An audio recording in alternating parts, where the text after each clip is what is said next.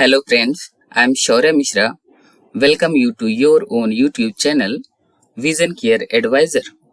Friends, I have come with another QBank series. Question number 9. So question number 9 है near reflex including all except the following.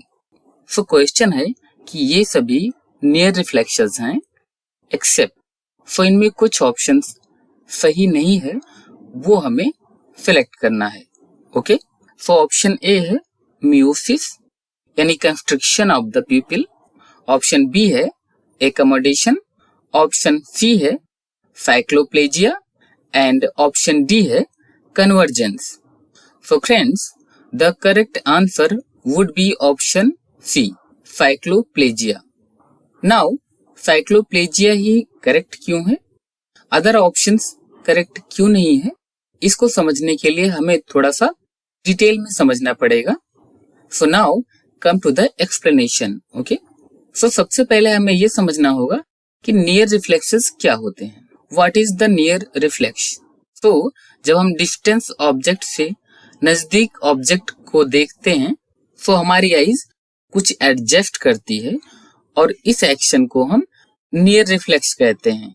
Okay, so near reflexes तीन तरह से होते हैं, यानी जब हम नजदीक के ऑब्जेक्ट्स देख रहे होते हैं तो हमारी आईज 3 एक्शंस करती हैं.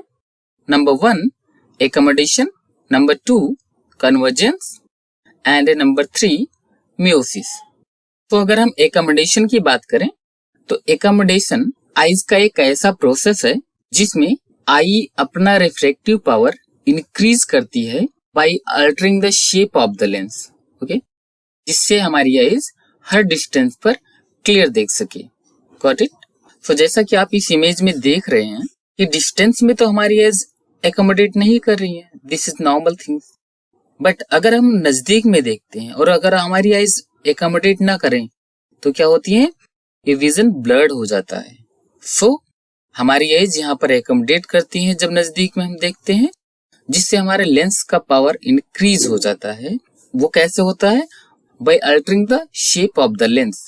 सो लेंस का जो शेप है वो इंक्रीज हो जाता है, जैसा कि आप इस इमेज में देख सकते हैं.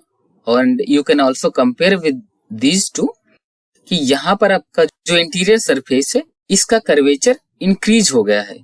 सो जिससे लेंस के शेप में कुछ अल्टर करती है तो उसमें क्या होता है, हमारे जो लेंस का पावर है वो ऑटोमेटिकली इंक्रीज हो जाता है. Now come to the convergence.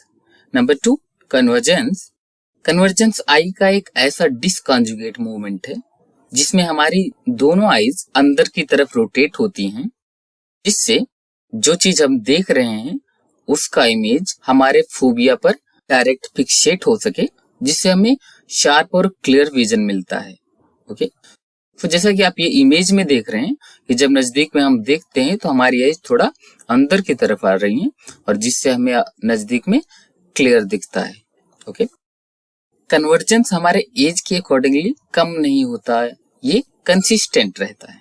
तो एकोमोडेशन की तरह ये आपका चेंज नहीं होता है, convergence is the same.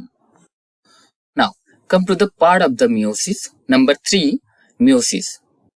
So miosis में क्या होता है, तो जैसा कि आप देख पा रहे हैं कि जो हमारी आईज हैं इसके मिडिल में ये ब्लैक सर्कल जो दिख रहा है, दिस इज प्यूपिल. ओके, सो जब हम नजदीक में देख रहे होते हैं तो हमारा जो प्यूपिल होता है वो कंस्ट्रिक्ट करता है, यानी स्मॉल हो जाता है, और जिसकी वजह से हमारा फोकस और इंक्रीज हो जाता है, क्योंकि जो पेरिफेरल रेज हैं रेटिना के बिहाइंड फोकस हो रही थी वो कट ऑफ हो जाती हैं और जिससे वो पास नहीं होती हैं और central vision directly sharply retina पे फोकस होता है. So these are the 3 actions which is most important in playing the role to clear the near vision. Got it? So now come to the part of the question. Okay? So question था कि near reflex include all except the following. So जैसा कि हमने देखा कि near reflex में triple actions होते हैं, accommodation, convergence and meiosis. You can remember by the mnemonic AC में. So जैसे गर्मियों के टाइम में सभी लोगों को एसी में रहना अच्छा लगता है. A for accommodation, C for convergence, and M for meiosis यानी constriction of the pupil. So option A is meiosis, तो ये भी हमारा नियर रिफ्लेक्स का पार्ट है, सो ये हमारा करेक्ट आंसर नहीं है. ऑप्शन बी एकोमोडेशन, ये भी हमारे नियर रिफ्लेक्स का पार्ट है, सो ये भी एक करेक्ट ऑप्शन नहीं है.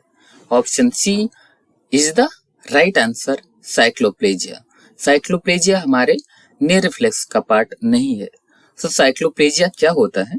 साइक्लोप्लेजिया में हमारा जो सिलेरी मसल्स है वो पैरालिसिस हो जाता है, यानी वो हमारा वर्क नहीं करता है.